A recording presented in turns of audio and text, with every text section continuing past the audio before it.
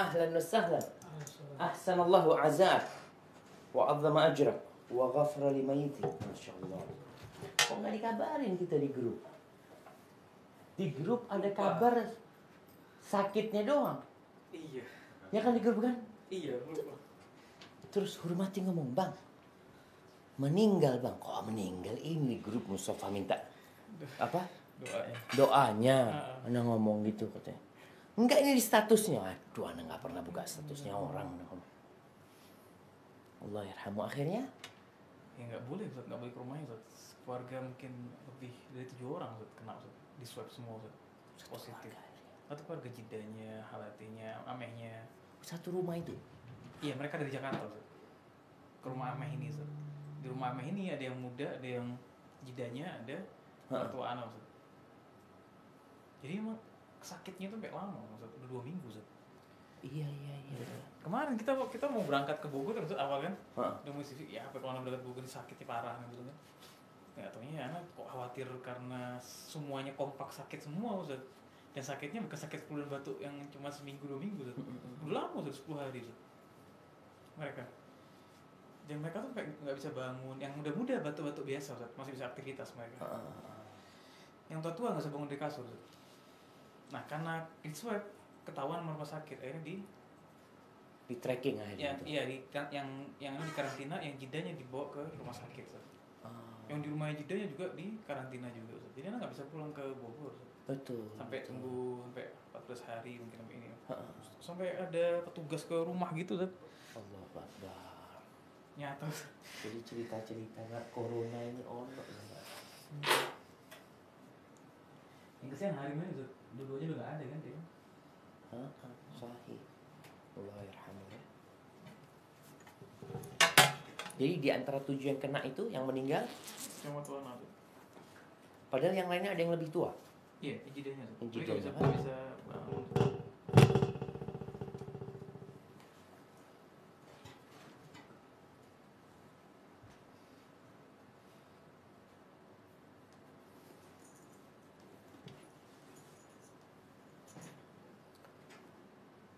Kitab tauhidnya mana? Yang putih. Jazakallahu khair. Syukran.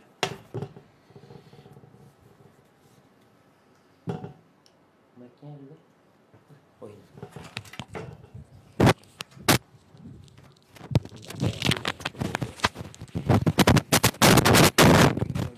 Terus pemakaman itu kemana? Covid, Ustaz. Mahal Covid. Ini mati dari semua.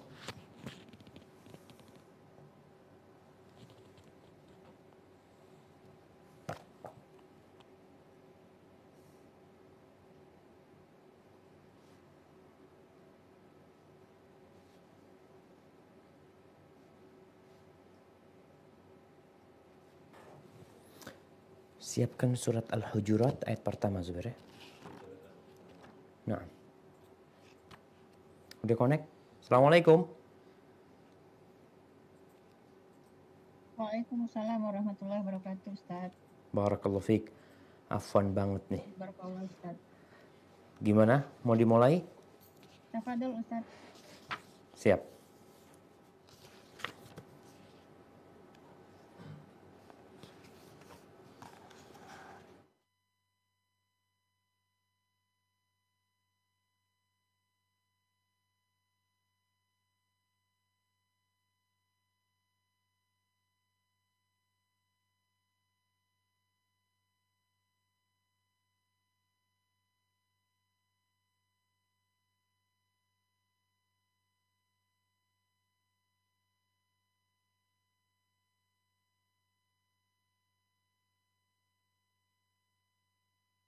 Assalamualaikum warahmatullahi wabarakatuh.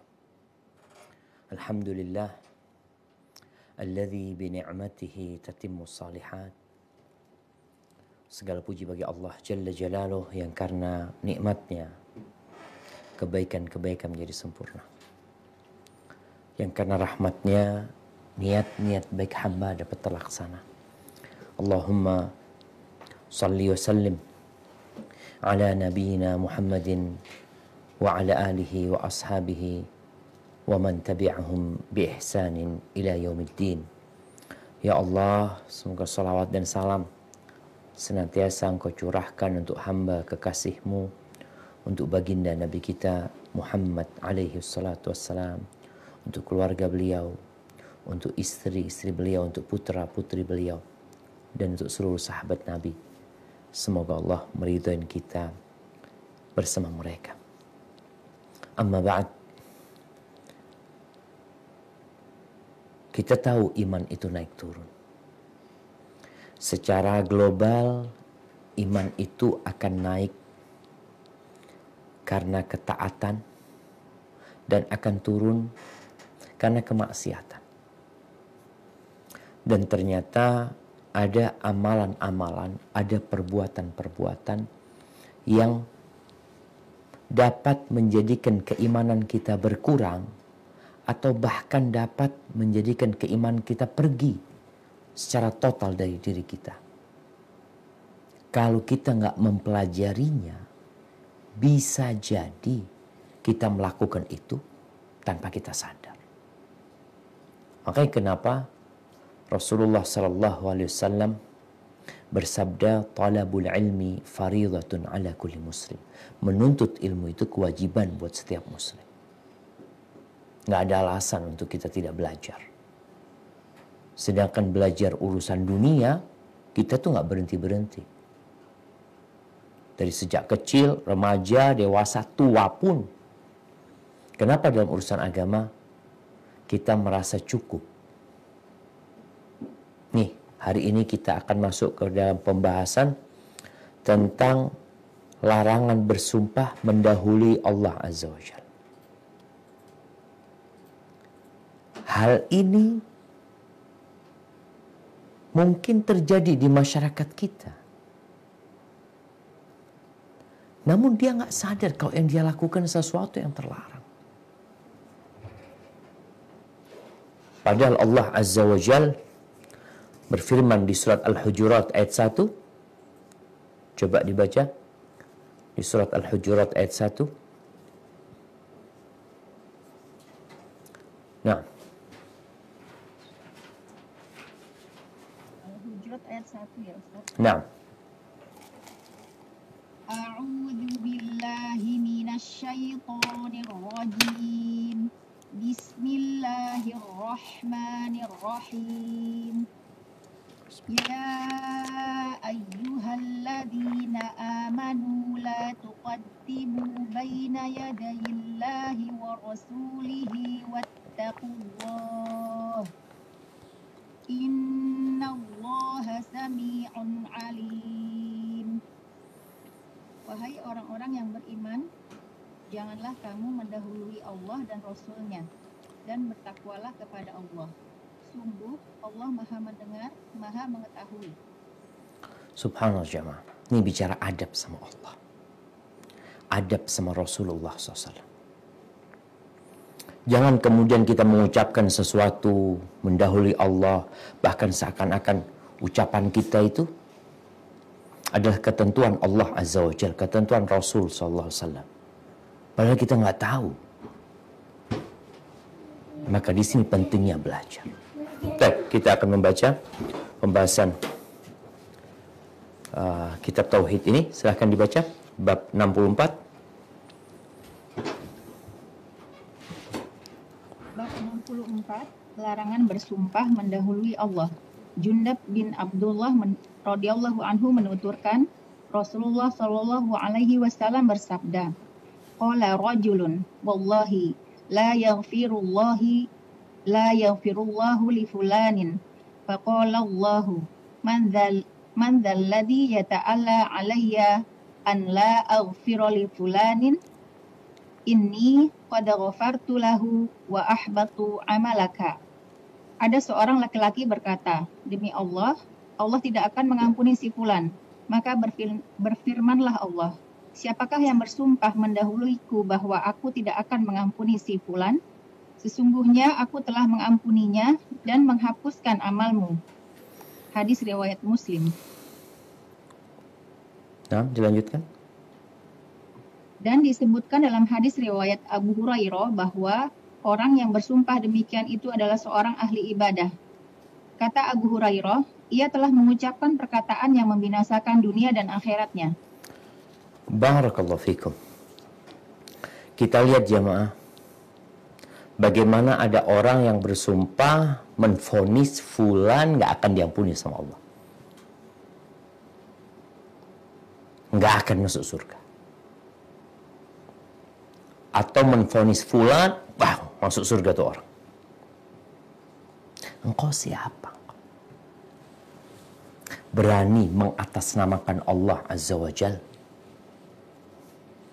Ahibati fillah, bicara bersumpah dengan Allah Azza wa Jal. Para ulama menyebutkan ada 3 macam, agar kita tidak rancu dalam memahami sumpah dengan nama Allah yang boleh dan yang tidak boleh. Mengatasnamakan Allah. Yang pertama, bersumpah terhadap apa yang dikabarkan oleh Allah dan Rasulnya. Di dalam Al-Quran Karim, ya, di dalam sunnah Nabi alaihi salatu wassalam. Contohnya ketika kita mengatakan wallah, demi Allah, orang yang melakukan kesyirikan gak akan masuk surga. Engkau bersumpah demi nama Allah, orang yang melakukan kesyirikan tidak akan masuk surga. Boleh gak? Boleh. Karena Allah sendiri yang mengatakan itu. Kita hanya menegaskan. Seakan-akan kita menukil berita dari Allah Subhanahu wa taala, lalu kita menyampaikan hal itu dengan bersumpah dengan nama Allah Subhanahu wa taala. Karena Allah mengatakan innallaha la yaghfiru an yushraka bihi wa yaghfiru ma duna dzalika liman yasha. Sesungguhnya Allah tidak mengampuni dosa syirik. Selain itu masih ada harapan. Atau kita nih lagi ngobrol sama kawan-kawan ya, bicara tentang durhaka sama orang tua.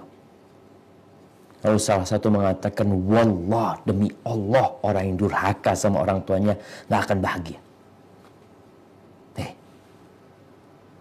Berani kamu? Iya, kita cuma menukil berita, informasi yang memang kita mendengar. Rasulullah sallallahu alaihi wasallam menyampaikan kepada para sahabatnya, syaqiyun abdun adraka abawaihi fil kibari ahaduhuma aw kilahuma falam yudkhilahul jannah. Celaka, sengsara seorang hamba yang dia mendapatin kedua orang tuanya masih hidup dalam kondisi tua, salah satu atau dua-duanya kemudian gak bisa memasukkan dia ke surga. Sengsara nih hamba. Hadis Nabi SAW, ridallah fi ridal walidain, keridhaan Allah bergantung dengan keridhaan kedua orang tua.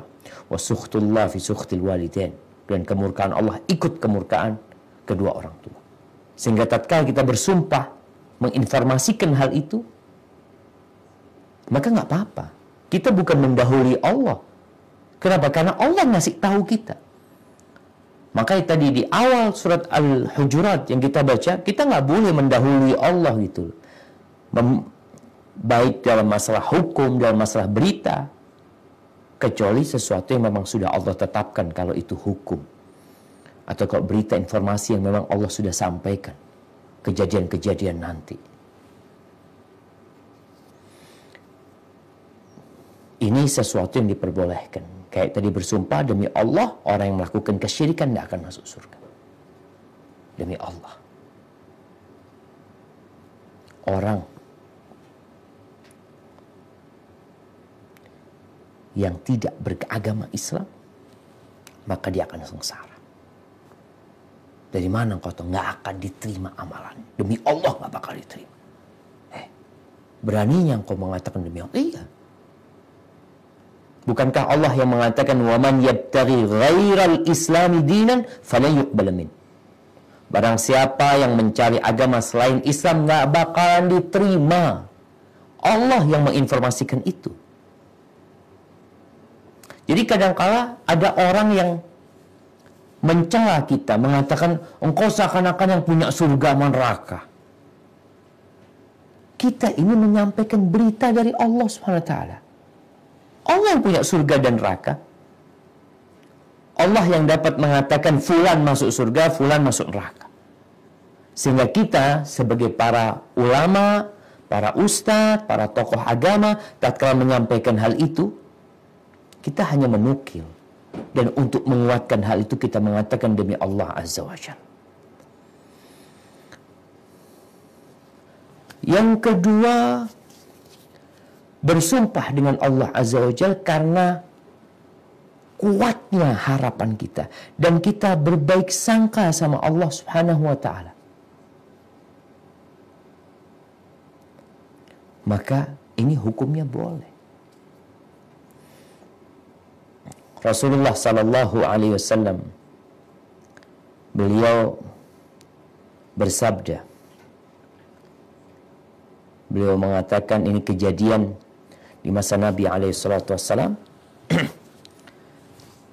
Anas ibn Nadhr, saudaranya Rubayyi. Rubayyi ini binti Nadhr ini pernah berantem dengan seorang gadis dari kalangan orang-orang Ansor, sampai kemudian gigi serinya itu patah. Lalu mereka mengadu kepada Nabi SAW. Maka di dalam agama Islam ada qisas, gigi dengan gigi, mata dengan mata.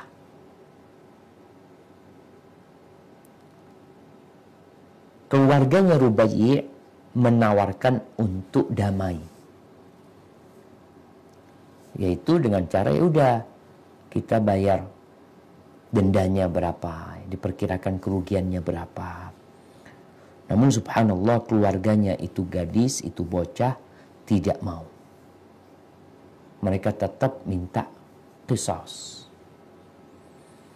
Akhirnya Anas bin Nadhr. Siapa Anas bin Nadhr? Anas bin Nadhr ini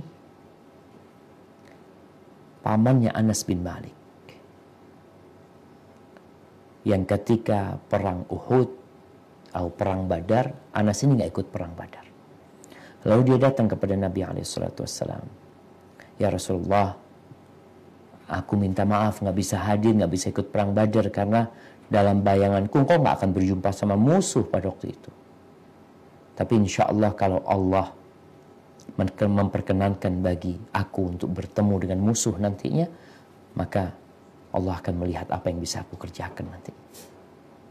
Dan Anas terbunuh di perang Uhud hari. Ketika orang-orang pada lari, terbirit-birit karena serangan orang-orang musyrikin dari belakang dan dari depan. Anas ditanya, Anas kau mau kemana? Karena dia bergegas menuju ke Uhud. Kata Anas bin Nadhr mengatakan, Inni la ajidu rihal jannah duna Uhud. Aku benar-benar mencium baunya surga di bawah Uhud. Sebelum perang Uhud itu, akhirnya Anas terbunuh dengan ada 70 luka di tubuhnya. Wajahnya pun sudah dimutilasi ya. Kupingnya, hidungnya dipotong sama orang-orang musyrikin. Sebelum kejadian perang Uhud ini, Anas mengatakan kepada Nabi SAW, Ya Rasulullah, atuksar thaniyatul Rubayyi.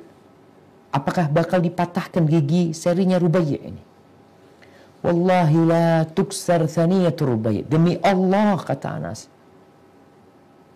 tidak, giginya Rubayyi nggak boleh dipatahkan. Di dalam riwayat Imam Bukhari, Anas mengatakan, Walladhi ba'athaka bilhaq. Demi yang mengutusmu dengan kebenaran, demi Allah, la tuksar thaniyatul Rubayyi. Ya Rasulullah, giginya Rubayyi tak dipatahkan, jangan dipatahkan. Faqala ya Anas, kitabullah al-qisas. Anas, kitabullah qisas. Artinya kalau mereka nggak mau damai, ya udah nggak ada solusi lain kecuali qisas. Subhanallah. Setelah kejadian itu, tahu-tahu keluarganya itu gadis menerima damai. Nggak jadi tuh dipatahkan giginya Rubaiyah sebagai kisos. Lalu Nabi SAW ketika melihat kejadian apa yang disumpahkan oleh Anas terjadi, Nabi mengatakan SAW, inna min ibadillah man law aqsama 'ala Allahi la abarrahu. Sesungguhnya ada di antara hamba-hamba Allah yang kalau dia bersumpah meminta sama Allah, Allah akan kabulkan apa yang dia sumpahkan. Dia bersumpah, giginya baik tidak dipatahkan. Dan betul, Allah Azza wa Jalla memenuhi sumpahnya Anas. Ada hamba-hamba Allah yang seperti itu. Kemudian di dalam hadis yang diriwayatkan Imam Bukhari dan Muslim atau Imam Muslim berkaitan dengan surga Allah Azza wa Jalla, di mana Rasulullah sallallahu alaihi wasallam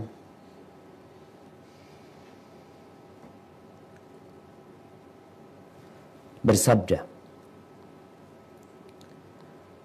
bahwasanya surga itu buat orang-orang yang lemah, orang-orang yang dhaif, yang miskin.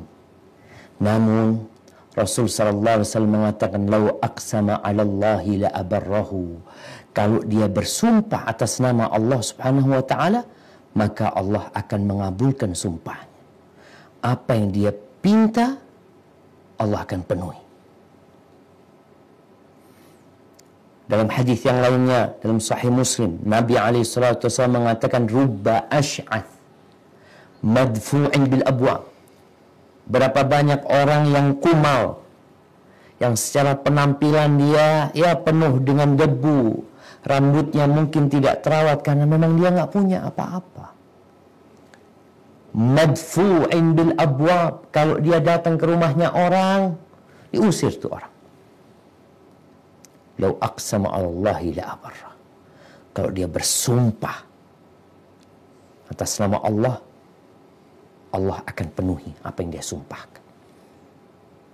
Ini bermuasal dari husnudzan dia sama Allah Subhanahu wa taala, berbaik sangka sama Allah Subhanahu wa taala.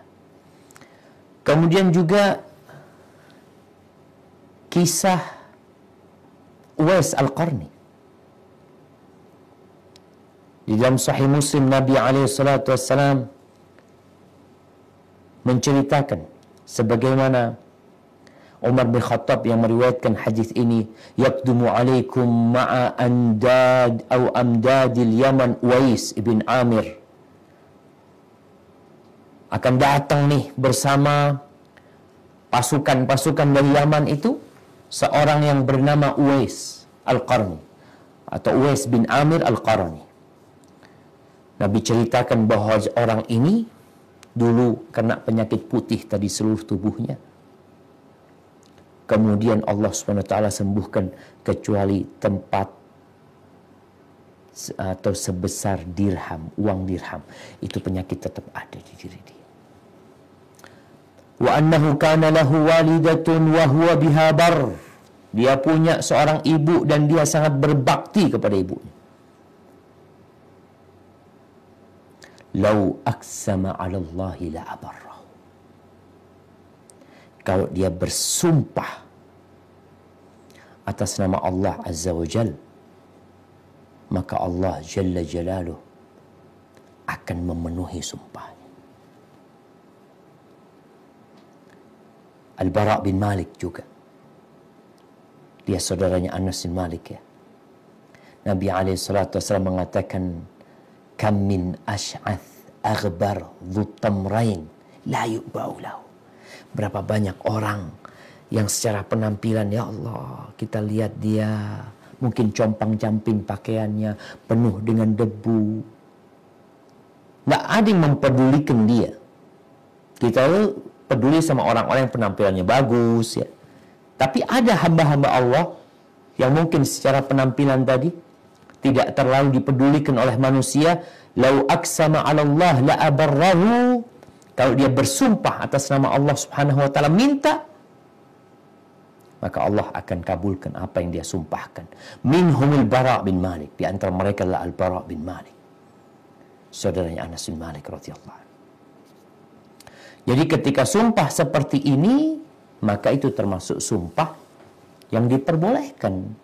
Karena dia berbaik sangka sama Allah Subhanahu wa taala dan Allah mengabulkan apa yang disumpahkan. Adi bin Hatim, salah seorang sahabat Nabi, sebelum dia masuk Islam. Adi ini termasuk terlambat masuk Islamnya. Ketika dia datang, kalau nggak salah datangnya Adi bin Hatim ini pada saat menebus tawanan orang-orang Quraisy selesai perang Badar. Nabi mengatakan kepada Adi alaihi salatu wassalam, la'allaka ya Adi, innama yamna'uka min ad-dukhul fi hadha ad-din ma tarahu min hajatil muslimin wa faqrihim. Adi, ini jamaah, dengarkan sabda Nabi alaihi salatu wassalam. Semua berita dari Nabi alaihi salatu wassalam adalah benar. Beliau mengatakan kepada Adi, mungkin yang membuat engkau terhalang untuk masuk Islam, menunda masuk Islam, masuk kepada agama ini, karena engkau melihat umat Islam fakir, miskin. Ya. Para sahabat yang hijrah ke kota Madinah, sebagian itu tidur di masjid. Nggak punya rumah mereka. Semuanya ditinggalkan di Mekah. Pekerjaan pun susah. Maka Nabi mengatakan mungkin yang membuat engkau tidak tertarik sama Islam ini, engkau melihat pengikutnya orang-orang miskin, orang-orang lemah, mungkin itu. Fawallahi, di sini Nabi bersumpah demi Allah. Beliau mengatakan demi Allah, la yushikanna al-mal an yufidha fihim, la yujadu man ya'khudhuhu. Demi Allah, wahai Adi, sebentar lagi nih, harta itu akan berlimpah ruah untuk umat Islam, sehingga tidak ada lagi yang akan menerimanya. Mau dibagikan, mau kasih sedekah, orang-orang nolak. Sekarang yang kau lihat mereka susah, demi Allah, Nabi bersumpah. Bentar lagi nih, harta itu akan berlimpah ruah. Dan sumpah Nabi SAW ini bisa jadi sumpah dengan berita Allah Azza wa Jalla, atau karena beliau berbaik sangka sama Allah Subhanahu wa taala. Karena Allah menjanjikan hal itu. Ini yang pertama. Berapa banyak orang-orang yang tidak tertarik sama Islam, atau dia sudah Islam tapi tidak tertarik untuk mengkaji Islam lebih dalam karena dia melihat orang-orangnya miskin, orang Islam ini. Wala'allaka ya Adi. Adi, mungkin innama yamna'uka minad dukhul fi hadzal din, yang menyebabkan engkau terhalangi masuk ke agama ini, ma tara min qillatil muslimin wa kathrati aduwihim. Mungkin kau lihat orang Islam itu sedikit, musuhnya banyak. Perang Badar 300 lawan 1000, perang Uhud 700 lawan 3000. Mungkin engkau nggak mau masuk Islam karena kau melihat umat Islam itu dikit, musuhnya banyak. Fawallahi, Nabi bersumpah lagi, demi Allah, la yushikanna an tasma'a bil mar'ati takhruj min al-Qadisiyah ala ba'iriha hatta tazura hadzal bait la takhafu ahadan illa Allah. Bentar lagi wahai Adi, demi Allah nih, bentar lagi engkau akan mendengar tentang seorang perempuan yang pergi dari Al-Qadisiyah dengan mengendarai unta untuk berkunjung ke Baitullah, dan ia tidak takut kepada siapapun kecuali kepada Allah Subhanahu wa taala. Tapi sekarang kau melihat umat Islam dikit, jadi hidupnya penuh dengan ketakutan karena diserang oleh musuh dari berbagai arah. Bentar lagi kau akan dengar perempuan dari Qadisiyah sana, di arah Irak sana, datang naik ontanya ke Mekah, tidak takut kecuali Allah SWT. Lalu Nabi mengatakan, wala'allaka innama yamna'uka minad dukhul fi hadil. Mungkin yang menyebabkan engkau nggak mau masuk Islam, terhalang untuk masuk ke agama ini, annaka tara annal mulka was sultan fi ghairil muslimin. Kau melihat kekuasaan, kerajaan itu bukan di tangan orang Islam. Persia dikuasain oleh Kisra, Majusi. Syam, Turki sampai ke Eropa dikuasai oleh Romawi. Engkau mungkin melihat kerajaan dan kekuasaan bukan di tangan umat Islam. Waimullah, demi Allah, la yushikanna an tasma'a bil qusuril bid min ardi Babil. Bentar lagi engkau akan mendengar. Mendengar apa? Istana-istana putih di Babilonia itu akan ditaklukkan oleh umat Islam, dibuka oleh umat Islam. Wa inna kunuza Kisra bin Hurmuz qad sarat ilaihim. Dan harta perbendaharaan kekayaannya Kisra bin Hurmuz, Kisra Raja Persia, itu akan menjadi milik umat Islam. Itu Adi bertanya, Kisra bin Hurmuz, kunuzu Kisra bin Hurmuz, hartanya Kisra bin Hurmuz. Qala na'am, hartanya Kisra bin Hurmuz. Nabi bersumpah jemaah. Ketika mendengar itu, Adi bin Hatim mengatakan, asyhadu an la ilaha illallah wa anna Muhammad Rasulullah. Jadi sumpah yang seperti itu nggak apa-apa. Tapi jenis yang ketiga, ini sumpah yang kita bahas dalam kitab ini. Sumpah yang bermuasal dari ujub, merasa sudah baik, berburuk sangka kepada Allah Azza wa Jal. Ini yang nggak boleh.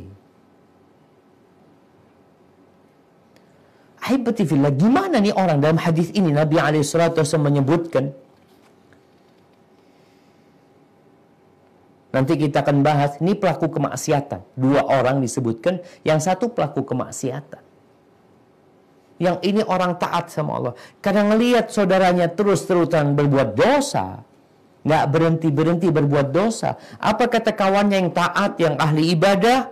Wallahi la yaghfirullah li fulan.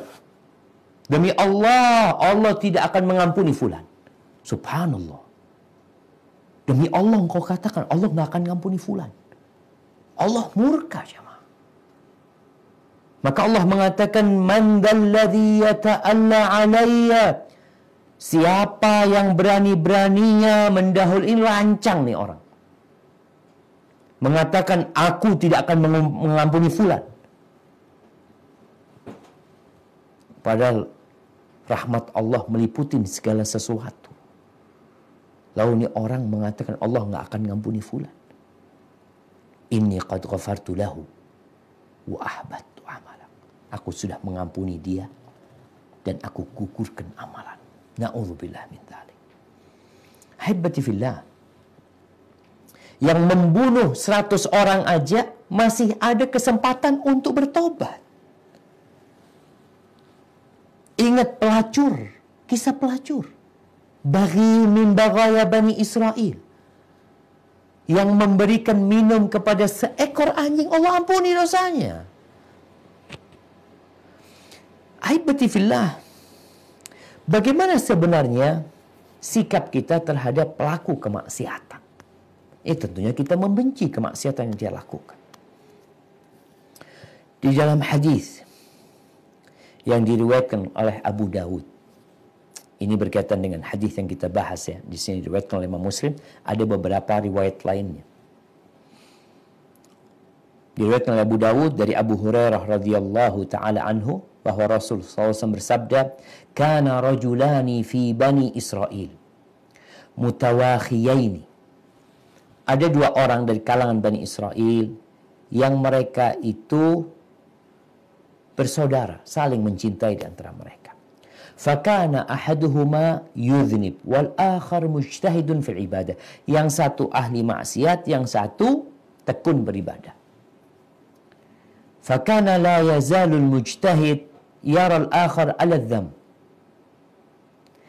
Yang tekun ibadah ini seringkali melihat saudara yang satunya ini melakukan dosa. Kelihatan lagi berbuat dosa lagi. Fayaqulu aksir. Tahan kau, berhentilah kau berbuat dosa. Terus dia kasih nasihat. Fawajadahu yauman ala dzambin. Suatu hari didapati lagi saudaranya ini berbuat dosa. Dia kembali mengatakan aksir. Aksir, tahan kau, jangan berbuat dosa, berhenti kau berbuat dosa. Akhirnya pelaku dosa ini mengatakan khalini wa rabbi abu itha alayya raqiban. Kadang-kala orang itu kalau dikasih nasihat marah ya, betul, yang dikasih nasihat nih marah. Dia mau, udahlah biarkan aku sama Tuhanku. Apakah kau diutus untuk menjadi pengawasku, ngawasin aku?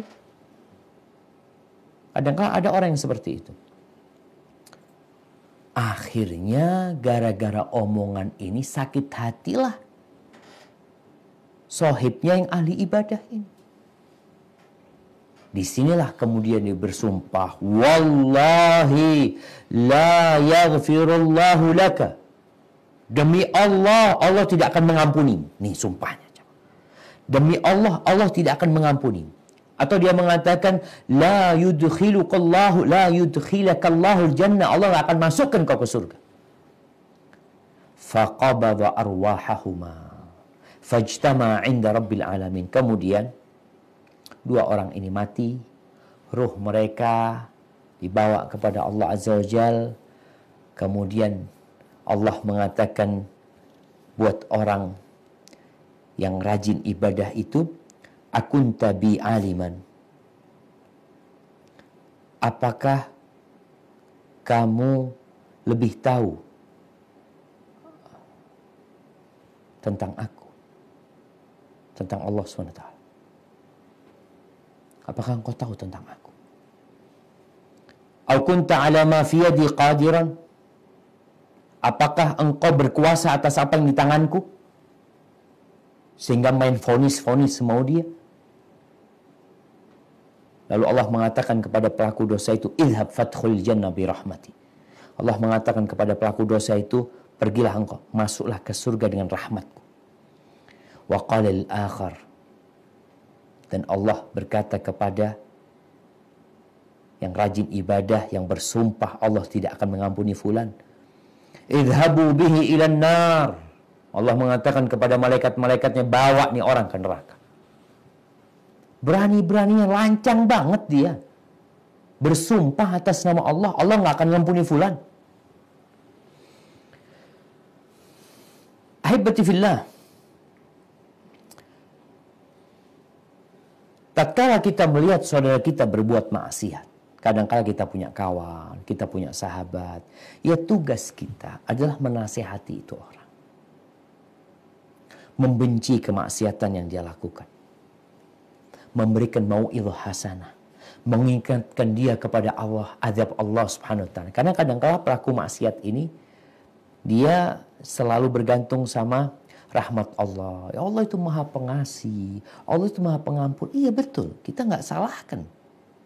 Tapi kita juga sampaikan kepada dia bahwasanya la in syakartum la azidannakum wa la in kafartum inna azabi lasyadid. Azabku itu sangat pedih. Maka kita ingatkan dia. Pernah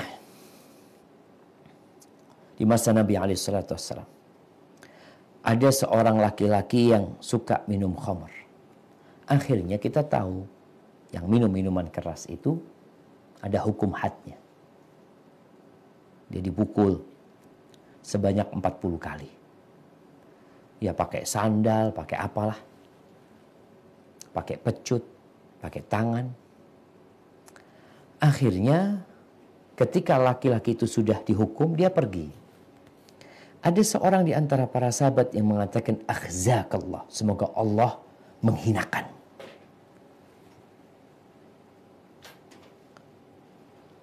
apakah sikap orang ini dibetulkan, dibenarkan?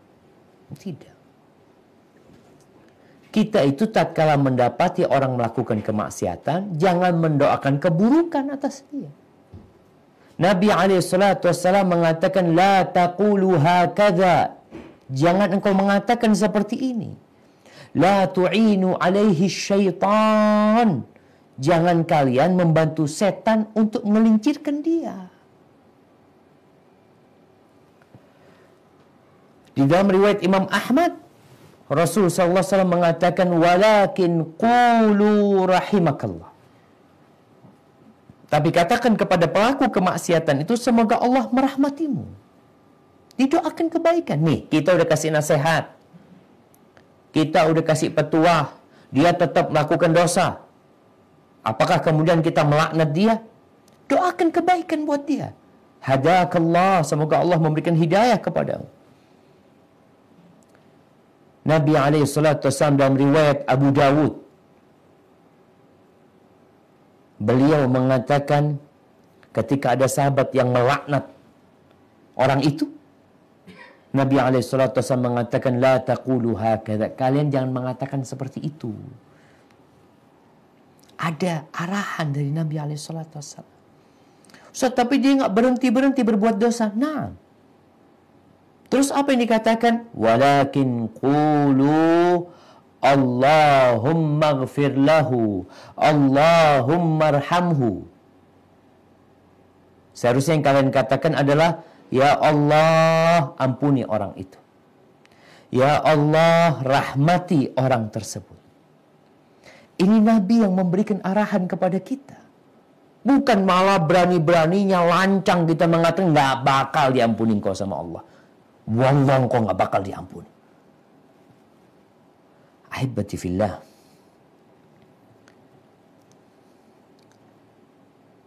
Di dalam riwayat Abu Dawud, dalam kitab Az-Zuhd dari Abu Qilabah, dia meriwayatkan bahwa suatu hari lewat di hadapan Abu Darda seorang laki-laki yang dia digiring untuk dihukum. Ada hukum had buat dia. Lalu sebagian muridnya atau orang-orang yang ada di sekitar Abu Darda itu mencerca orang itu, memaki orang tersebut. Apa kata Abu Darda? La tasubbu akhakum. Jangan dicerca saudara kalian. Jangan dicerca. Oh, dia berbuat dosa. Iya, jangan dicerca. Wahmadullah alladhi afakum. Bersyukurlah kalian, pujilah Allah yang telah menyelamatkan kalian dari dosa itu. Kalian alhamdulillah selamat loh. Saudara kalian terjebak dalam dosa. Kalian dikasih keselamatan, pujilah Allah. Alhamdulillah alladzi afani. Alhamdulillah yang Allah menyelamatkan aku dari dosa itu. Lalu Abu Darda memberikan sebuah permisalan tentang bagaimana sikap kita kepada saudara kita yang melakukan kemaksiatan. Ara'aitum la ra'aitumuhu fi qalibin akuntum mustakhrijih. Gimana menurut kalian kalau orang itu terjebak di dalam sumur, masuk jatuh ke sumur? Kira-kira kalian akan berusaha mengeluarkan dia atau tidak? Kalau naam, ya kita bantu dia untuk keluar dari sumur. Oh, kalau seperti itu jangan kalian cela saudara kalian. Jangan. Oke, kita benci kepada kemaksiatan dia. Kepada orang yang melakukan kemaksiatan, iya. Tapi dia saudara kita, dia masih muslim. Dia masih beriman. Maka jangan mencela orang yang melakukan dosa. Tapi doakan dia agar mendapatkan hidayah. Agar dikasih rahmat sama Allah. Dan kalian pujilah Allah Subhanahu wa ta'ala karena Allah telah menyelamatkan kita dari dosa yang orang itu terjebak di dalamnya. Wallahi jamaah, ini sikap kita. Karena berapa banyak orang yang dalam pandangan kita dia baik, tahu-tahu matinya su'ul khatimah. Dan tidak sedikit orang yang banyak berbuat dosa, di akhir hayatnya Allah Azza wa Jal memberikan petunjuk kepada dia, dan dia bertobat lalu mati husnul khatimah. Yang membunuh 100 orang. Mungkin ketika kita di sini dengar orang bunuh 50 orang aja, naudzubillah, ya, kita berlindung kepada Allah. Tapi jangan sampai kebencian kita kepada orang tersebut, kepada kemaksiatan yang dia lakukan, kepada perbuatan dan tindakan dosa yang dia kerjakan, jangan sampai membuat kita akhirnya berani-beraninya bersumpah, menvonis Allah nggak akan ngampunin orang itu. Engkau siapa? Dia sudah membunuh 100 orang. Rasul sallallahu alaihi wasallam beliau mengatakan, innal abda la ya'malu amala ahli nar wa innahu min ahli jannah. Sungguh ada seorang hamba yang benar-benar melakukan amalan-amalan penghuni neraka. Kita lihat, kita mendengar, kita tahu tuh orang amalannya amalan penghuni neraka. Wa innahu min ahli jannah. Padahal orang itu termasuk penghuni surga. Wa innahu wa ya'mal amala ahli jannah. Dan ada orang yang amalannya, jangan ditanya, orang soleh, orang yang baik. Amalan dia amalan penghuni surga. Sampai dikatakan, ya Allah enak banget ya kayak antum ya, udah masuk surga. Wa innahu min ahli nar. Padahal dia sebenarnya penghuni neraka. Lalu Nabi SAW mengatakan, wa innamal a'malu bil khawatim. Sungguh amalan itu ditentukan penutupnya. Maka kita harus menjaga lisan kita. Jangan mudah-mudah menvonis orang. Jangan sok suci. Di sini Abu Hurairah ya, tadi disebutkan dalam kitab bagaimana Abu Hurairah radhiyallahu anhu mengatakan, "Walladzi nafsi biyadihi la takallam bi kalimatin aw baqad dunyahu wa akhiratahu." Demi yang jiwa Abu Hurairah di tangannya, itu demi Allah, orang itu telah mengucapkan suatu ucapan yang menghancurkan dunia dan akhirat dia. Gara-gara tadi dia ngomong, demi Allah, Allah nggak akan ngampuni kau. Lisan kita ini jamaah nggak bertulang. Kalau kita nggak belajar untuk menjaga lisan kita, akhirnya kadang-kala kita menulis komentar-komentar. Ya, anak kalau baca komentar orang-orang itu, ya Allah ya. Benar yang dikatakan Nabi SAW. Tatkala beliau mengatakan, wahal yakubun nas finnari ala wujuhihim au ala manakhirihim illa hasaidu alsinatihim. Kau tahu tuh orang-orang yang nyungsep, yang tersungkur di dalam api neraka, tidak lain karena hasil lisan mereka. Mereka nggak mencuri, mereka nggak korupsi, mereka tidak membunuh orang. Tapi mereka ngomong tidak beraturan. Ada aturannya ngomong. Gimana nih orang? Salah ngomong dikit. Berapa sih? Kalau kita lihat omongan orang ini, dia mengatakan, la yaghfirullah li fulan. Demi Allah, Allah tidak mengampuni fulan. Hanya seperti itu ucapan dia. Selesai hidup dia. Sengsara dia. Padahal orang ini ahli ibadah, bukan pelaku dosa. Ahibati fillah, Rasulullah sallallahu alaihi wasallam mengingatkan para sahabatnya dan kita umatnya agar benar-benar menjaga lisan kita. Beliau mengatakan alaihi salatu wassalam, wa innal abda la yatakallamu bil kalimah min sakhatillah la yulqi laha balan yahwi biha fi jahannam. Dan sesungguhnya ada seorang hamba yang benar-benar berbicara dengan suatu kata yang mengandung kemurkaan Allah Azza wa Jal, yang dalam pandangan dia nggak penting. Dalam pandangan yang berbicara ini, biasa aja dia mengucapkannya. Namun disebabkan satu kata itu, dia terjatuh di dalam neraka jahanam. Satu kata. Tolong dijaga. Man kana yu'minu billahi wal yawmil akhir falyaqul khairan aw liyasmut.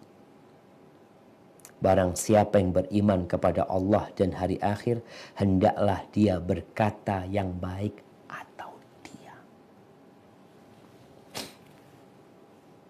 Sekarang orang nggak ngomong dengan lisannya, tapi dengan jarinya, dengan tulisannya. Ma yalfidhu min qawlin illa ladaihi raqibun atid.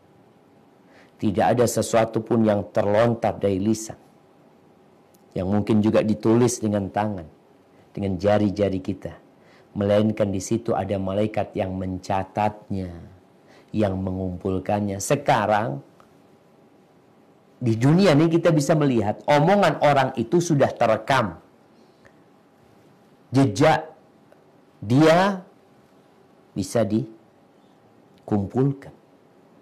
Dan nanti pada hari kiamat engkau akan mendapatkan dalam kitab. Maka Rasul SAW kalau kita melihat, beliau sering mengisi waktunya dengan berzikir. Jadi ketika engkau nggak ngomong, manfaatkan lisanmu untuk mengingat Allah Subhanahu Wa Taala. Baca Quran. Dan tatkala harus berbicara atau mengomentari sesuatu, engkau hendaklah berpikir, kira-kira Allah ridho nggak dengan komentarku ini? Sebagian orang kan, ya kalau bicara bullying ini, mereka hanya ingin membuat orang yang dikomentari marah. Nggak ada dalam bayangan dia mau cari pahala dari Allah Subhanahu Wa Taala. Maka mulai saat ini kalau engkau beriman, karena Nabi SAW mengatakan yang beriman, man kana yu'minu billahi wal yawmil akhir. Barang siapa yang beriman kepada Allah dan hari akhir, hendaklah berkata yang baik atau diam. Berbeda dengan tangan kita, kaki kita. Gerakan tangan dan kaki kita ini terbatas. Kita capek, kita lelah. Tapi kalau bicara lisan, sejam anak ngomong sejam itu, ngomong aja. Tapi kalau kita jalan 1 jam, kita merasa lelah.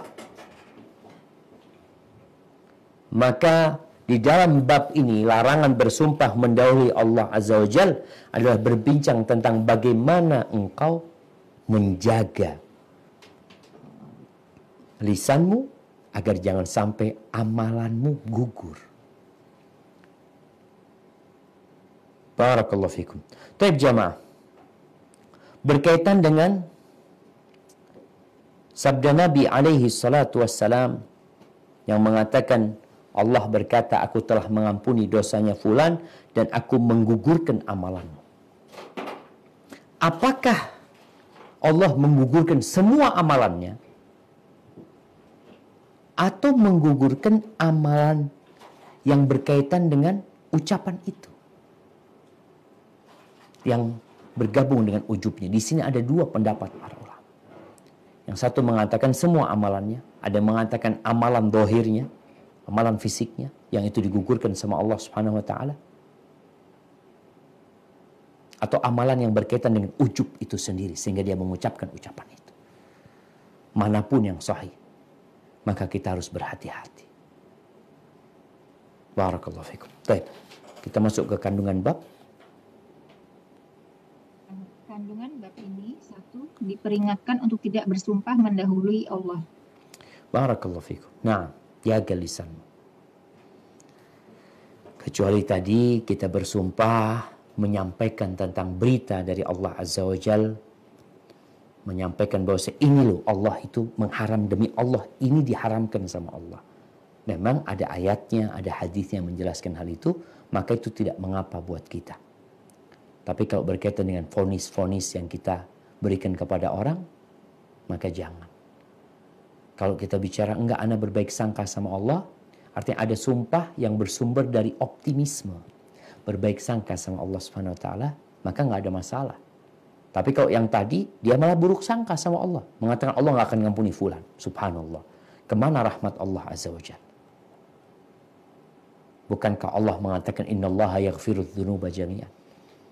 Allah mengampuni semua dosa. Bukankah Allah yang mengatakan dalam hadis qudsi, "Ya ibn Adam, law ataitani biqurabil ardi khati'atan." Wahai anak Adam, kalau engkau mendatangiku dengan sepenuh bumi ini dosa, thumma ataitani la tusyriku bi syai'an, kemudian engkau menjumpai aku tanpa pernah melakukan kesyirikan sedikit pun, la ataituka bi qurabiha maghfiratan, maka aku akan mendatangimu dengan sepenuh bumi ini ampunan. Maka hati-hati bersumpah mendahului Allah Azza wa Jalla, khususnya dalam masalah-masalah seperti yang kita telah bahas. Yang kedua, hadis di atas menunjukkan bahwa neraka lebih dekat kepada seseorang daripada tali sandalnya sendiri. Ahibati fillah, nah, kita kalau bicara bagaimana dekatnya neraka dan surga sama kita, ini yang diucapkan oleh Syekh adalah salah satu hadis yang diucapkan Nabi SAW. Al-jannatu aqrabu ila ahadikum min syiraki na'li. Sesungguhnya surga itu lebih dekat kepada kalian daripada tali sandal kalian. Subhanallah. Dekat sama kita. Wan naru mithlu dzalik. Tapi neraka juga seperti itu, dekat sama kita. Jadi sebab-sebab yang memasukkan orang ke surga Allah Subhanahu wa taala dan sebab-sebab yang menjerumuskan orang ke neraka itu dekat. Makanya kadang-kadang orang itu nggak kepikiran gitu loh. Cerita Nabi SAW tentang seorang yang menyingkirkan dahan. Dia jalan, ngelihat ranting di tengah jalan lalu dia singkirkan. Masuk surga, subhanallah. Jadi dekat sekali surga itu. Sebagaimana dekatnya neraka. Ada orang yang piara kucing. Kucing dia piara. Atau dia kurung itu kucing. Nggak dikasih makan, nggak dilepas sama dia. Mati itu kucing dia siksa. Masuk neraka. Jadi hal ini membuat seorang muslim benar-benar berhati-hati. Salah langkah ke neraka, salah betul langkahnya masuk surga. Sesuatu yang sangat dekat sekali. Makanya kita ketika keluar rumah jamaah. Kita di rumah ya mungkin nggak banyak ngomong. Tapi kalau keluar rumah kadangkala kita salah ngomong. Sekarang orang di dalam rumah tapi dia keluar rumah. Dia di dalam rumah, di dalam kamarnya, dia keluar rumah, masuk ke kamarnya fulan, berangkat ke rumahnya fulan, lewat handphone dia. Dia mengomentari IG-nya fulan, mengomentari videonya fulan. Maka seorang muslim hendaklah memulai segala sesuatu dengan bismillah. Tatkala engkau keluar rumah, ingat doa yang diajarkan Nabi SAW. Bismillah, tawakkaltu ala Allah, la hawla wa la quwata illa billah. Allahumma inni a'udzubika an adilla au udalla au azilla au uzalla. Ya Allah, aku berlindung kepadamu jangan sampai aku tersesat atau disesatkan. Jangan sampai aku tergelincir atau digelincirkan. Ini bukan hanya bicara gelincir kaki kita. Bisa jadi yang tergelincir itu tulisan kita. An adlima au udlama. Jangan sampai aku melakukan kezaliman atau aku dizalimin orang. An ajhala au ujhala alayya. Jangan sampai aku melakukan kebodohan atau aku dibodoh-bodohin sama orang. Kenapa? Karena memang dekat, surga neraka itu dekat. Engkau keluar rumahmu, ada sebab-sebab yang memasukkanmu ke surga, juga ada sebab-sebab yang memasukkan kita ke neraka. Jadi jangan berpikir mau masuk surga itu, oh harus berangkat haji. Itu bagi yang mampu. Dan kita tahu itu sekali seumur hidup. Sedangkan kita berinteraksi dengan masyarakat, ngobrol sama mereka, duduk, apalagi sekarang ada grup-grup di WhatsApp, di mana-mana, maka hati-hati.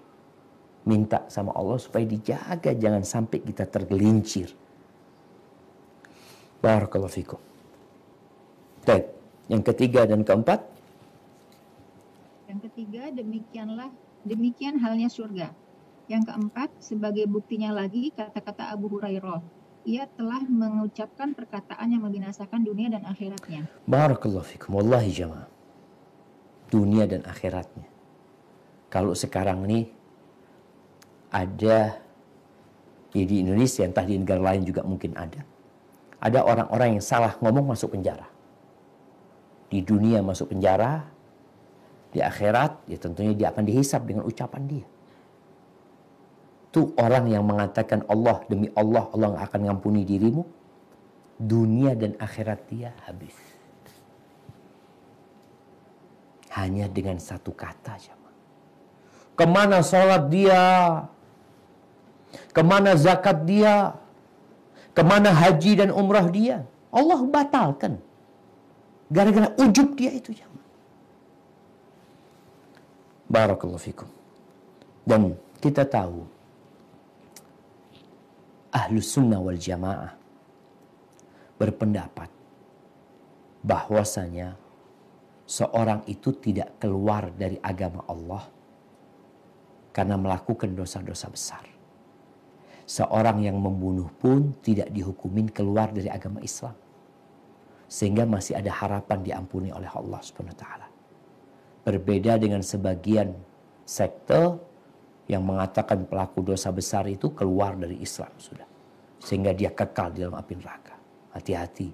Pendapat ini pendapat yang menyimpang. Bagaimana Rasulullah SAW menceritakan seperti yang sudah kita baca, ternyata pelaku dosa itu masih bisa diampuni sama Allah tanpa dia bertobat karena Allah merahmati dia. Barakallahu fikum. Selama itu bukan perbuatan syirik ya. Baik, yang kelima. Yang kelima, bahwa seseorang dapat diberi ampunan oleh Allah karena suatu sebab dari perkara yang dibencinya. Barakallahu fikum. Nah, kalau bicara ampunan Allah SWT, Allah itu di antara namanya adalah Al-Ghafur, Al-Afu, Al-Ghaffar. Jadi tetap ada ampunan atau pintu ampunan dari Allah SWT buat orang yang melakukan perbuatan-perbuatan yang dibenci sama Allah. Perbuatan itu dibenci sama Allah SWT. Allah nggak suka dengan perbuatan itu. Bahkan Allah mengancam akan memberikan azab. Tapi bisa jadi Allah mengampuninya. Loh kenapa Ustaz? Itu hak Allah SWT. Seperti yang terjadi dengan kisah tadi. Allah nggak suka sama orang-orang yang sombong. Bisa jadi orang yang melakukan dosa itu dalam hati kecilnya. Itu kan tadi ada yang mengatakan dalam riwayat lain disebutkan, udah biarkan aku sama Robku. Akhirnya orang itu marah.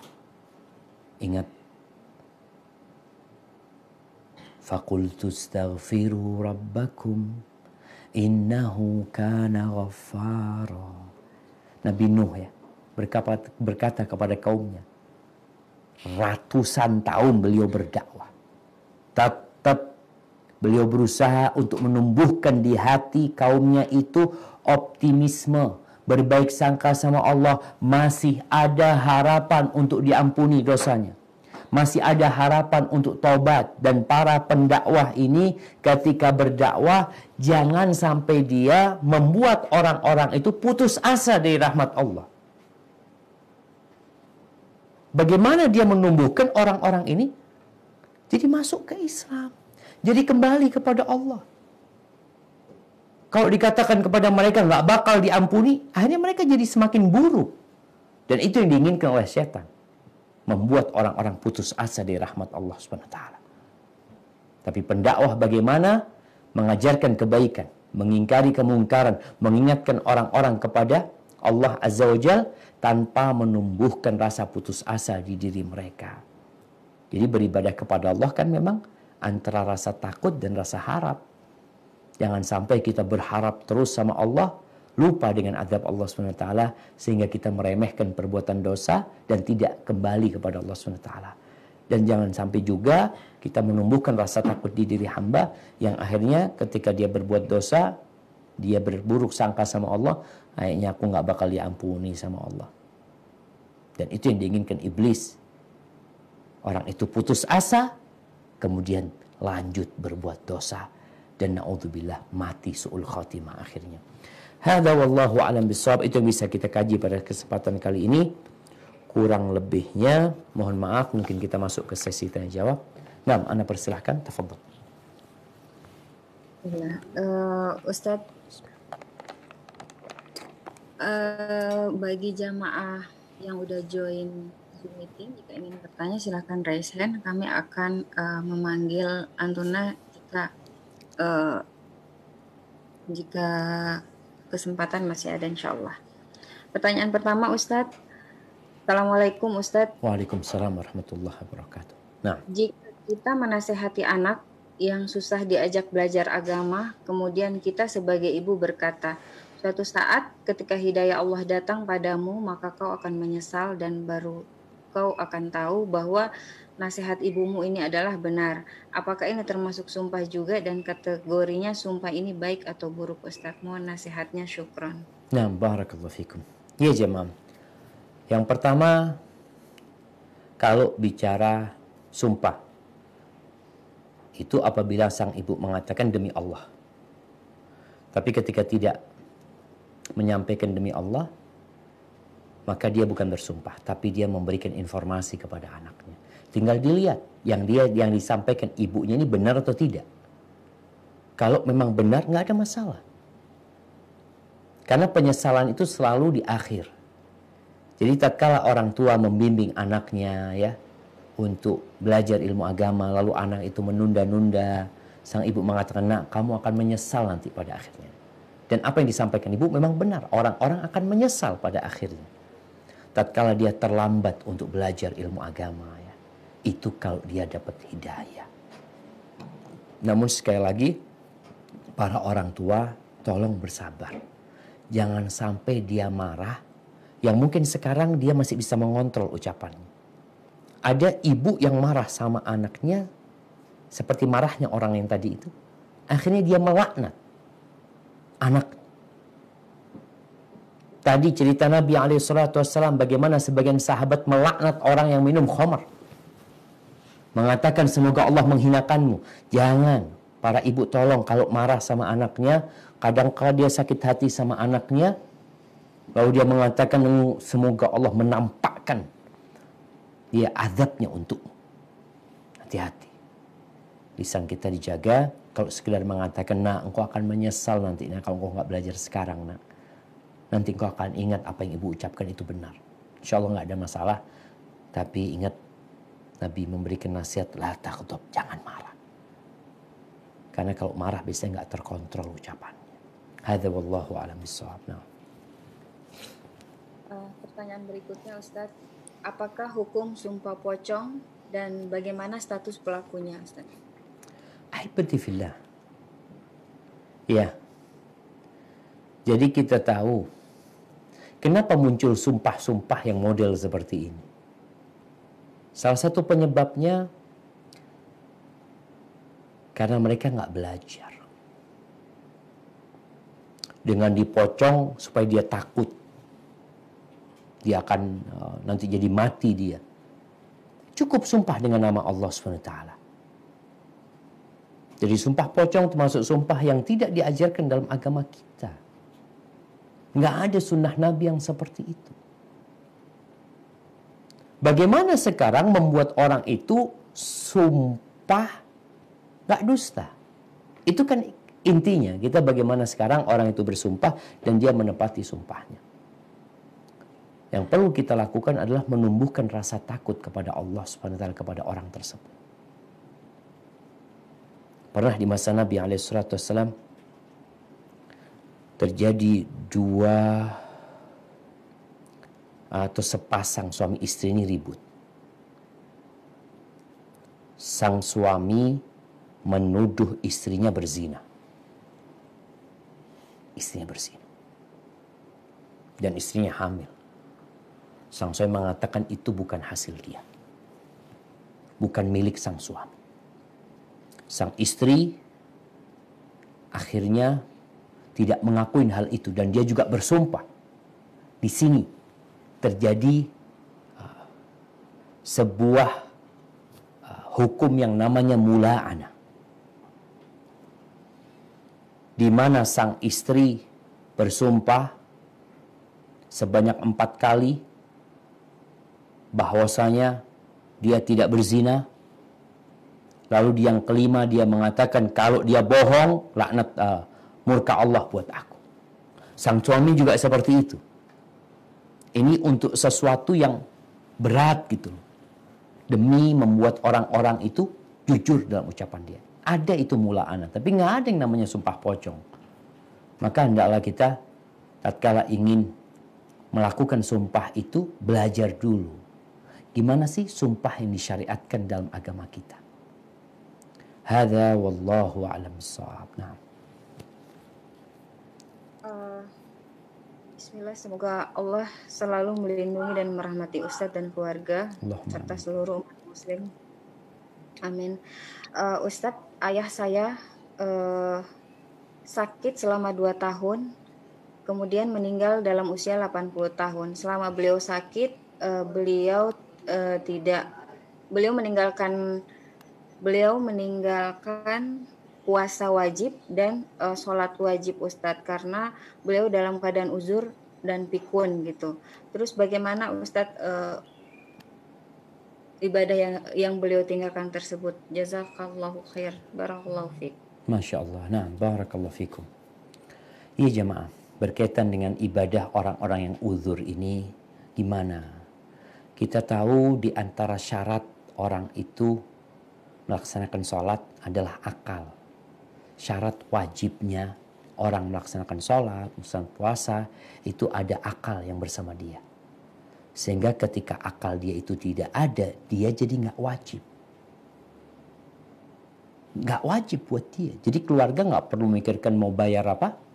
Mau bayar fidyah buat orang tuanya. Nggak perlu. Karena udah nggak wajib buat dia. Rasul SAW mengatakan rufi al-qalam an thalath. Pena malaikat itu diangkat. Tidak menulis, tidak mencatat dari 3 orang. Anis sabi hatta yahtalim. Diangkat dari bayi sampai dia balik. Yang kedua, wa anin naim hatta yastayqid. Diangkat dari orang yang tidur sampai dia bangun. Yang ketiga, wa anil majnun hatta yafiq. Orang gila sampai dia sadar. Ini berkaitan dengan akal. Ketika orang itu sudah pikun, maka dia sudah tidak wajib lagi untuk mengamalkan sholat. Tidak wajib dia untuk melaksanakan puasa. Sehingga untuk keluarganya, dan ini ujian kesabaran buat keluarganya. Tatkala engkau mendapatin orang tua yang sudah pikun, ingat. Bertahun-tahun dia merawat kita. Ada anak yang capek. Bahkan ada pikiran-pikiran buruk di diri dia. Ketahuilah bahwa orang tuamu ini salah satu pintu surga yang terindah. Maka manfaatkan untuk terus berbakti. Kalau mungkin kau mengatakan, Ustaz, anak berbakti sama orang tua ini nggak kenal lagi sama anak. Udah pikun, nanti anak ketemu tanya siapa fulan, oh iya. Nanti kesana lagi ditanya lagi. Iya, orang tuamu mungkin sudah lupa sama engkau. Tapi Allah nggak pernah lupa. Dan Allah tahu itu orang tuamu dan kau punya kewajiban untuk berbakti kepada orang tuamu. Jadi kalau memang sudah pikun, sudah nggak wajib dia untuk mengamalkan kewajiban-kewajiban agama, sudah gugur semuanya atas dia jemaah. Hada wallahu a'lam bishawab. Nah. Kami persilahkan kepada Ibu Nini. Silakan untuk bertanya, Ibu. Assalamualaikum warahmatullahi wabarakatuh. Waalaikumsalam warahmatullahi wabarakatuh. Ustadz, dulu waktu belum tahu ilmu agama, kalau marah anak-anak suka jadi sasaran emosi, seperti misalnya omongan kasar atau laknat gitu, Ustadz. Sekarang saya sudah bertobat. Dan sekarang bagaimana caranya agar Allah menghapuskan laknat saya itu. Karena kan ucapan orang tua ke anak itu kan katanya bisa dianggap sebagai doa, Ustaz. Saya udah minta maaf sama anak saya juga udah memaafkan, tapi di hati saya masih ngeganjel, Ustaz. Mohon nasihatnya, Ustaz. Wassalamualaikum warahmatullahi wabarakatuh. Waalaikumsalam warahmatullahi wabarakatuh. Naam jamaah. Rasulullah sallallahu alaihi wasallam beliau pernah bersabda, la tal'anu, jangan kalian melaknat binatang kalian ya. Jangan kalian melaknat anak kalian, keluarga kalian. Karena dikhawatirkan ucapan kalian itu menepati dikabulkannya doa, kemudian apa yang kalian ucapkan jadi kenyataan. Maka dilarang kita melakukan hal itu. Orang tua ketika emosi, bukankah dia ingin anaknya jadi anak soleh? Maka hendaklah membiasakan yang keluar dari lisan kita itu doa kebaikan buat anak kita. Sebagaimana Nabi SAW melarang para sahabatnya untuk melaknat peminum khamr. Tuh minum khamr. Berulang kali dibawa, dihukum oleh Nabi SAW. Sahabat sakit hati sama tuh orang. Lalu mengatakan, la'anahullah, semoga Allah melaknat dia. La tal'anu, jangan dilaknat tuh orang.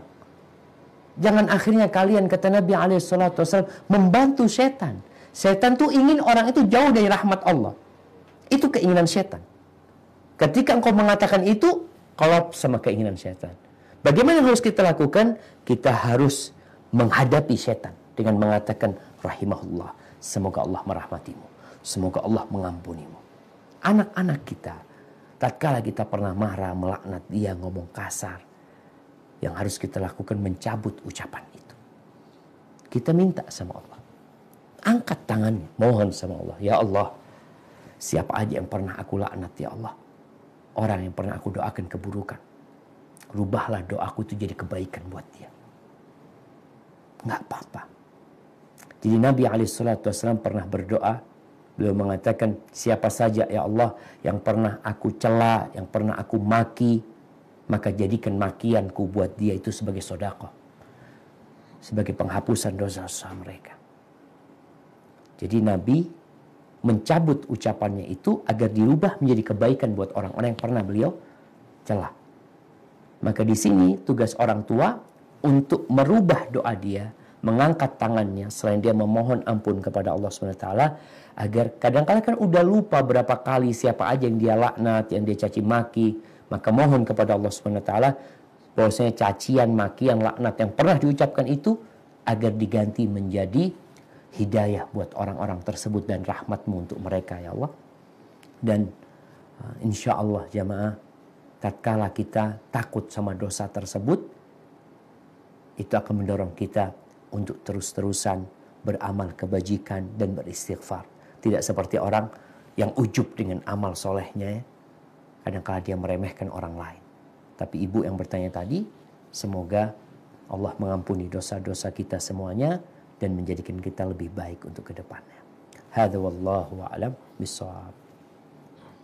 Pertanyaan berikutnya Ustadz, bagaimana hukumnya ketika seorang suami mengucapkan talak sebanyak 3 kali berturut-turut namun dalam keadaan marah?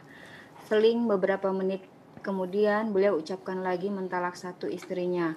Kemudian saat itu juga suami dan istri tersebut bicara dan saling memaafkan. Apakah pernikahan mereka sampai saat ini masih sah secara agama Ustadz? Nah, ya jemaah, berkaitan dengan tolak ini ya, yang Rasul SAW mengatakan thalathun jidduhunna jiddun wa hazruhunna jidd. Ada 3 perkara yang seriusnya serius, yang guraunya gurau, yang guraunya serius. Salah satunya adalah tolak. Dan kita tahu ucapan tolak ini ada 2 macam. Ada tolak yang sorry, yang jelas maknanya memang cerai, sehingga tidak dibutuhkan niat lagi Nggak ada mengatakan, oh aku gurau, aku tidak niat menceraikan. Selama ucapanmu itu mengandung makna tolak yang jelas, maka tolak terjadi. Yang kedua adalah kinayah, suatu ucapan yang multi makna, sehingga ketika multi makna dikembalikan kepada niat yang mengucapkannya. Kalau niatnya cerai, maka cerai. Tapi bagaimana dengan tadi? Apakah orang yang menceraikan istrinya dalam kondisi marah, cerainya itu jatuh? Para ulama rahimahullahu ta'ala membagi amarah itu jadi 3. Yang pertama, marah di awal marah. Ya masih biasa-biasa, dia mulai marah. Ada marah yang pertengahan. Ada marah yang puncaknya.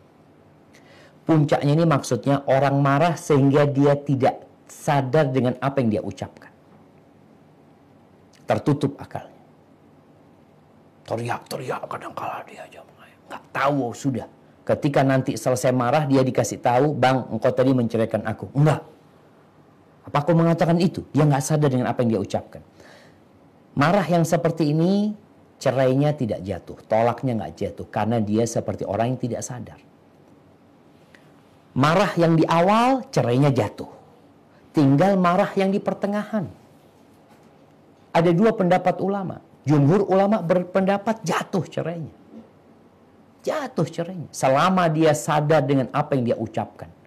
Selama dia sadar. Karena rata-rata orang menceraikan ini karena emosi jemaah.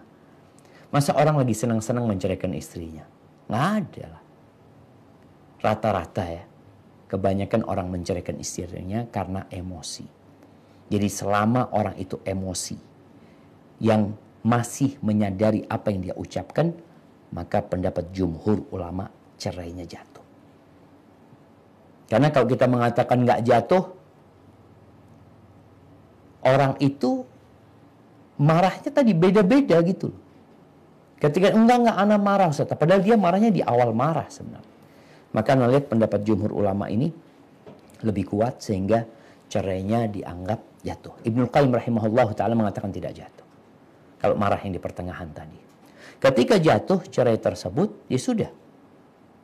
Tinggal sekarang kalau mereka saling memaafkan, nggak ada masalah. Mau rujuk, tafadhol rujuk. Tapi ingat, at-talaqu marratan. Cerai yang boleh rujuk itu 2 kali. Kalau sudah menceraikan yang ketiga kali, umpamanya dia mengucapkan, aku ceraikan engkau 3 kali. Atau aku ceraikan engkau, aku ceraikan engkau, aku ceraikan engkau. Pendapat yang lebih kuat, cerainya jatuh 1. Bukan jatuh 3. Cerainya jatuh 1, sehingga sekarang kalau mereka mau rujuk, tafadhol. Kalau mau rujuk silahkan. Tapi kalau sudah yang ketiga kali cerainya, pernah dulu diceraikan, terus 2 kali udah rujuk, kemudian diceraikan kembali, kemudian rujuk, dan ini yang ketiga, fa in talaqaha fala tahillu lahu min ba'du hatta tankiha zawjan ghairah. Kalau diceraikan lagi untuk yang ketiga kalinya, maka nggak boleh rujuk sampai itu perempuan dinikahin oleh laki-laki lain. Hadza wallahu a'lam bissawab. Nah. Pertanyaan dari Ukhti Gina, Ustadz.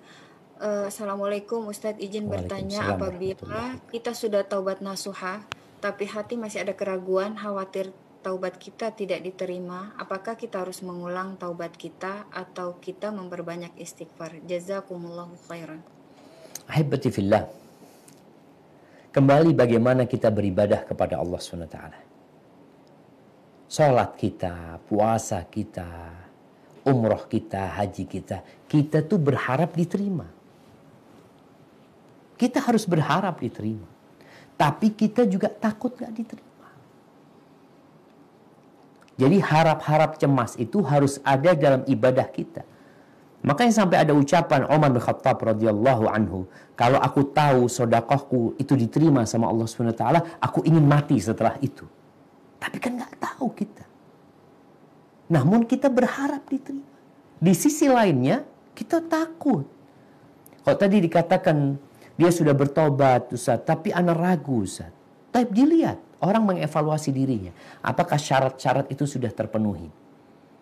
Kalau dikatakan udah syaratnya, Ustaz, menyesalin iya, meninggalkan iya, bertekad untuk tidak mengulangin iya. Ya udah. Terus gimana, Ustaz? Aku kok masih ragu. Engkau perbanyak istighfar, na'am. Memohon ampun kepada Allah SWT. Perbanyak amal soleh. Sehingga seorang muslim itu nggak berhenti berbuat kebaikan. Rasul SAW selesai sholat aja, selesai sholat. Bukan selesai melakukan dosa, selesai melakukan rukun Islam, yang beliau lakukan adalah astaghfirullah, astaghfirullah. Beliau minta ampun. Di akhir malam, selesai sholat tahajud, apa kata Allah yang dilakukan orang-orang soleh ini? Wabil ashari hum yastaghfirun. Dan di waktu sahur selesai sholat malam, mereka beristighfar minta ampun sama Allah SWT. Jadi kita tetap beribadah kepada Allah itu dalam kondisi harap-harap cemas. Dan itu sifat hamba-hamba Allah. Innahum yad'unana raghaban wa rahaban. Mereka berdoa kepada kami dengan rasa takut dan rasa harap. Seperti raghaban wa rahaban. Tetap dengan rasa takut dan rasa harap. Jadi engkau perbanyak istighfar ya. Kalau bicara anak takut tobat anak nggak diterima, perbaharui tobat kita. Kalau memang mungkin ada persyaratannya yang belum lengkap. Tapi kalau udah lengkap, sekarang bagaimana berharap Allah menerima. Nabi Ibrahim alaihissalam membangun Ka'bah.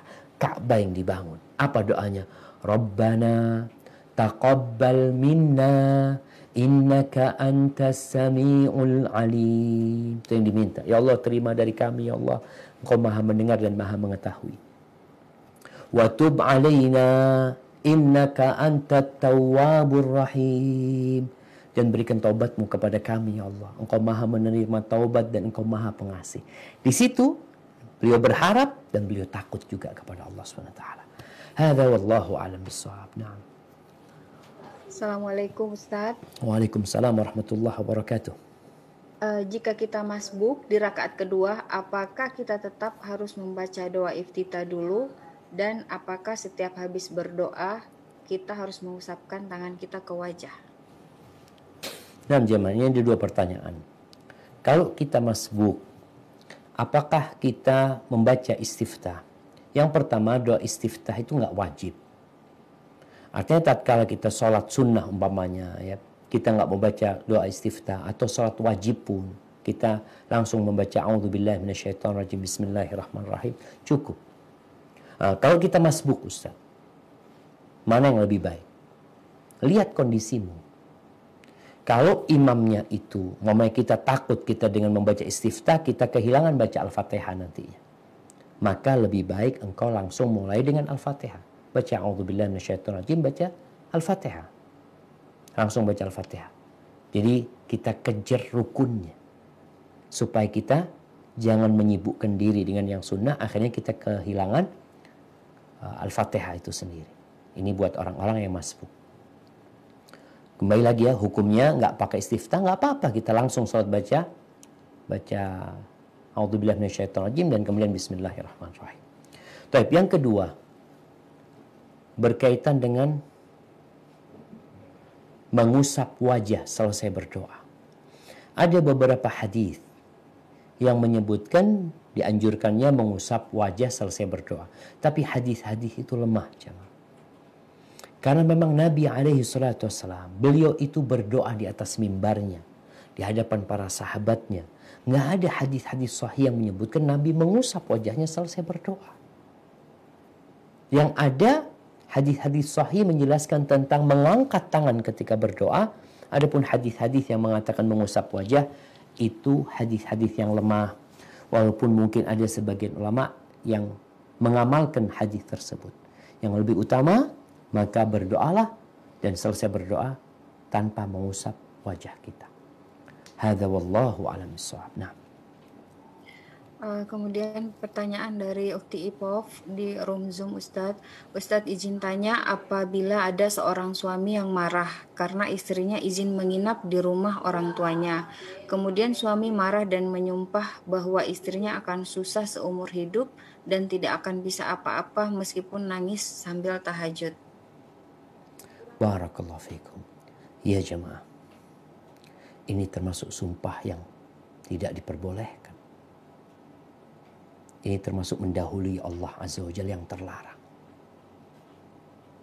Kalau memang dia melakukan sebuah kesalahan, maka kembali bagaimana Nabi SAW melarang kita menjadi pembantu-pembantunya setan. Jangan. Oke, dia melakukan dosa, tapi jangan menjadi pembantunya setan. Sampai dikatakan tadi, walaupun nangis, sholat tahajud, hidupnya akan sengsara. Subhanallah. Siapa engkau? Jadi kadang-kala emosi ini membuat orang lupa dengan posisi dia. Sebagai apa dia itu. Maka sampaikan kepada suami yang seperti itu, agar dia mencabut ucapannya, memohon ampun kepada Allah Subhanahu wa taala. Jangan mendahului Allah Subhanahu wa taala. Kalau dia berdoa, artinya dia ada yang sumpah, nyumpahin, ada yang berdoa. Berbeda di sini ya. Ketika berdoa dia mengatakan, ya Allah, dia merasa dizalimin, lalu dia mengatakan, ya Allah, mudah-mudahan fulan yang menzalimin aku itu dihukum olehmu. Ini berbeda. Tapi kalau dia nyumpahin tadi, kau tidak akan berbahagia hidupmu, kau akan sengsara, kau akan ini. Nggak boleh yang seperti itu. Ini termasuk mendahului Allah SWT dan terlarang. Hendaklah dia bertobat, mencabut ucapannya, memohon ampun kepada Allah SWT. Jadi tetaplah, tatkala kita marah, jangan lupa dengan posisimu. Engkau adalah hamba Allah SWT. Makanya Allah mengatakan kepada orang yang nyumpain saudaranya tadi itu, engkau tahu sama aku. Seakan-akan engkau mampu dengan apa yang ada pada tanganku. Engkau siapa gitu loh. Hadza wallahu a'lam bissawab. Assalamualaikum Ustadz. Waalaikumsalam warahmatullahi wabarakatuh. Bagaimana cara menyikapi atau apa yang harus kita lakukan kepada ibu kita yang sudah 77 tahun dan sholat wajib suka lupa yang sudah dilakukan dan semakin sering melihat hal-hal aneh. Misalnya sering bilang itu anak-anak suruh masuk, itu tamu banyak di luar suruh masuk. Ada yang senyum-senyum padahal kita tidak melihatnya Ustadz. Apa yang harus kita lakukan? Mohon nasihatnya Ustadz. Barakallahu fikum. Nah jamaah, ini bisa jadi ibu sedang proses pikun ya. Karena memang ada orang yang pikun itu bertahap. Masih ingat sholat ya. Lama-kelamaan nanti, artinya sesuatu yang rutinitas dia masih bisa mengingatnya. Tapi lama-kelamaan ya gerambiang kata orang Jawa ngomongnya itu ya. Seakan-akan ada tamu, ada apa, ini itu. Tugas anak adalah ya membantu ibunya untuk tetap hidup sehat, untuk tetap terjaga. Ketika di pagi hari diajak ibunya baca zikir pagi dan petang ya. Kemudian seanak juga bisa meruqyah ibunya sendiri dengan membacakan ayat-ayat ruqyah, hadis-hadis Nabi tentang ruqyah.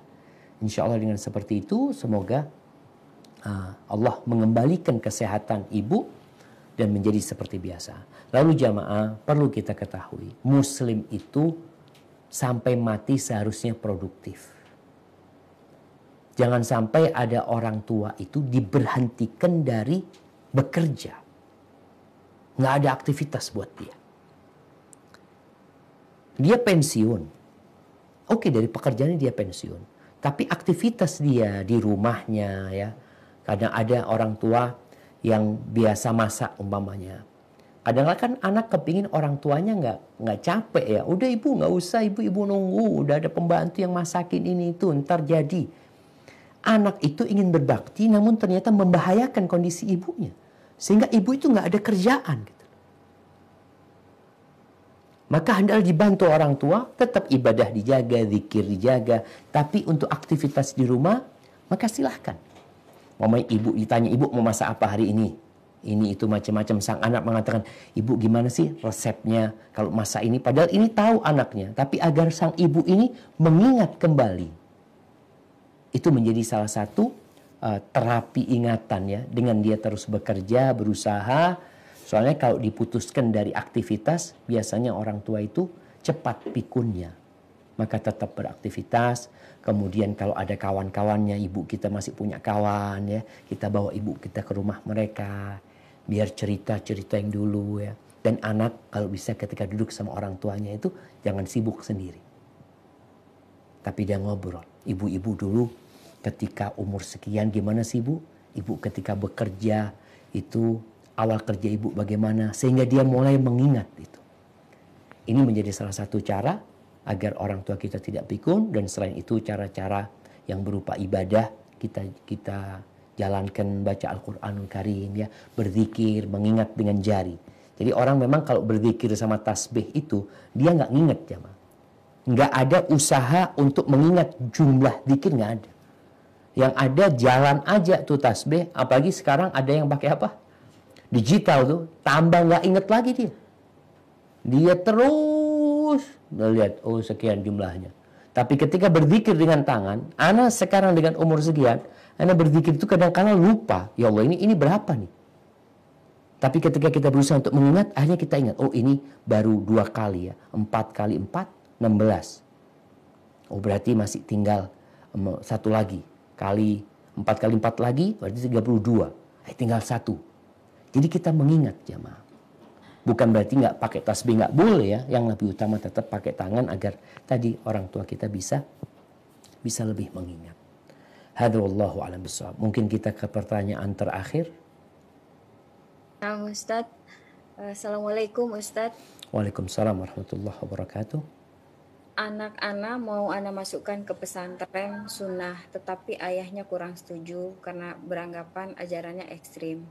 Dan qadarullah ayahnya belum mau menghadiri kajian-kajian dan keinginan ayahnya memasukkan ke pesantren sebelah, Ustadz. Pertanyaan ana, apakah ana berdosa ketika ana memilihkan pesantren yang sesuai sunnah untuk anak-anak, Ustadz? Syukran. Barakallahu fikum. Naam jamaah. Di sini bagaimana seorang suami istri ya menyamakan visi dan misi. Memang kadang-kala kalau visi dan misinya nggak sama, itu akan terjadi bentrokan di dalam rumah tangga. Paling nggak istri bisa meyakinkan sang suami dengan mengatakan umpamanya, wahai suamiku, udahlah serahkan ke aku. Nanti engkau akan lihat hasilnya. Di sini sang istri meyakinkan suami dengan hasilnya nanti anak kita akan jadi anak yang soleh, yang berbakti sama orang tuanya, yang taat sama Allah Subhanahu wa taala. Harapannya kadang-kala kan suami, ya nanti buktikan, aku minta bukti.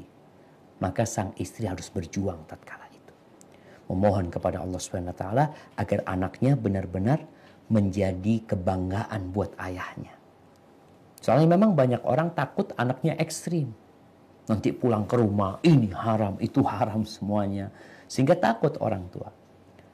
Dan sekarang tugas ibu, ketika anak itu pulang, bagaimana mengkondisikan bahwasanya ayahmu ini sebenarnya kondisinya seperti ini. Maka bikin anak ibu itu semakin berakhlak mulia kepada ayahnya. Ketika pulang, mamanya dari pondok ya. Kadang-kadang ada anak pulang dari pesantren ini maunya istirahat, maunya tiduran belaka. Ini tugas ibu. Ketika pulang dari pesantren, bagaimana anak itu mau mijitin bapaknya, bawa oleh-oleh buat bapaknya. Sehingga hal itu membuat sang ayah yang hatinya tadi awalnya nggak suka ya, kemudian nanti mudah-mudahan jadi luntur tuh hati bapaknya. Maka insya Allah nggak ada masalah buat seorang ibu walaupun bapaknya tidak terlalu setuju, tapi bagaimana tetap menjalin komunikasi yang baik dengan memberikan harapan indah buat sang bapak terhadap masa depan anaknya. Hadza wallahu a'lam bishawab. Itu yang bisa Anda sampaikan pada kesempatan kali ini. Kurang lebihnya mohon maaf. Subhanakallahumma wa bihamdika asyhadu an la ilaha illa anta astaghfiruka wa atubu ilaik. Wassalamualaikum warahmatullahi wabarakatuh.